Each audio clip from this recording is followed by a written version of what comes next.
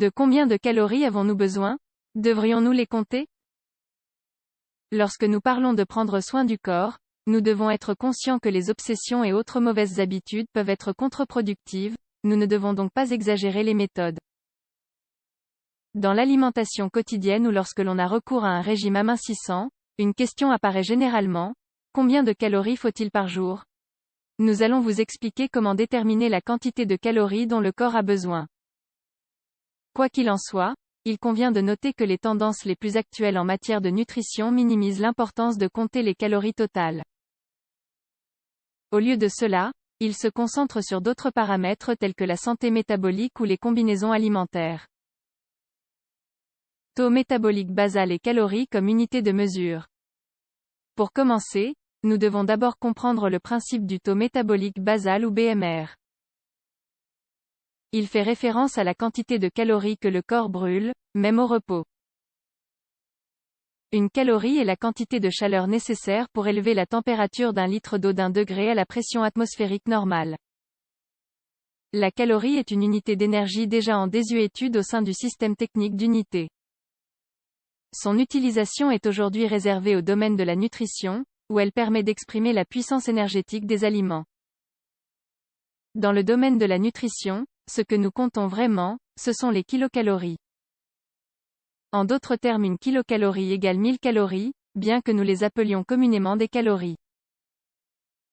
Compter les kilocalories d'un aliment nous permet de savoir combien d'énergie nous avons ingéré et si cela suffira à nous maintenir en vie.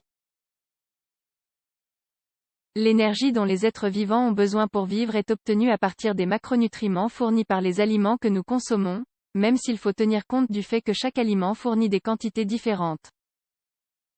Le corps utilise son énergie, sous forme de kilocalories, pour se réchauffer, pour rester en vie et aussi pour pratiquer une activité physique ou mentale. La somme de toutes ces dépenses est égale au coût total de l'énergie. Les utilisations des calories. L'énergie dont le corps a besoin tout au long de la journée est utilisée dans les aspects suivants. Le métabolisme basal. Il fait référence à la consommation calorifique minimale dont un organisme vivant a besoin pour mener à bien ses activités vitales de base. Il peut être estimé à l'aide de la formule de Harris-Benedict, selon une étude publiée dans Clinical Nutrition. Des données telles que le poids, le sexe et l'âge y sont entrées. Croissance et renouvellement cellulaire. La régénération cellulaire, comme la création et le renouvellement des tissus, nécessite de l'énergie pour se développer correctement. Activité physique. Il s'agit de la consommation calorifique nécessaire pour effectuer différentes activités et est classée en activité minimale, modérée et intense. Des situations stressantes.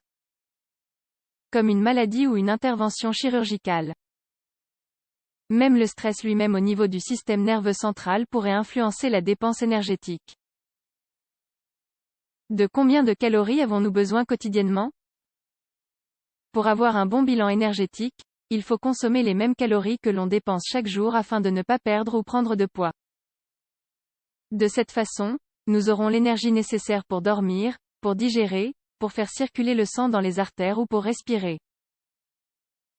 Avec la nourriture, nous donnons au corps la quantité de calories nécessaires pour fonctionner correctement, grâce à un apport important de glucides, de protéines, de graisses et d'eau, qui sont présents dans les différents aliments que nous consommons quotidiennement. Il est très important de noter que si un certain nombre de calories est souvent suggéré pour les adultes, celles-ci sont déterminées par de nombreux facteurs.